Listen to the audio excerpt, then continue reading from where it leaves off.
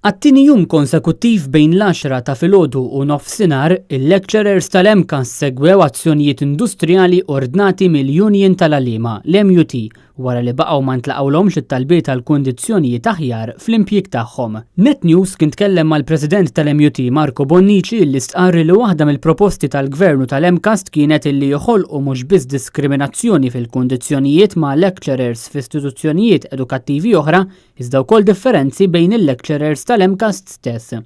Min-naħa tagħhom anke numru ta' lecturers esprimew id-diżappunt tagħhom għal mod kif qed ikunu trattati tat-tieni u t-tielet klassi. Waqt edizzjoni tal-programm Net Live bejn l-ewwel ġurnata tal-istrajk u t-tieni jum, Marco Bonnici tenna l-pożizzjoni tal-MUT. Mhumiex serji proposti għalissa li għandkom fuq il-mejda? Le, mhumiex minħabba dawn l-affarijiet li spjegajt. Għax inti ma jistax ikun li tagħmel xi ħaġa biex taqsam lin-nies tiegħek stess, biex ma tirrikonoxxix il-valur ta' min għandu snin ta' esperjenza, ta' min ġie mill-industrija. Dik hija xi ħaġa li mhix aċċettabbli għalina. Sa dan it-tant kif dawn il-jumej ta' strajk fl-MCAS ġew fit-tmiemhom mhux magħruf x'se jkunu l-passi li jmiss kif jidher li l-MUT għadha mhux qed taqbel mal-kundizzjonijiet li qed joffru l-MCAS u l-Gvern.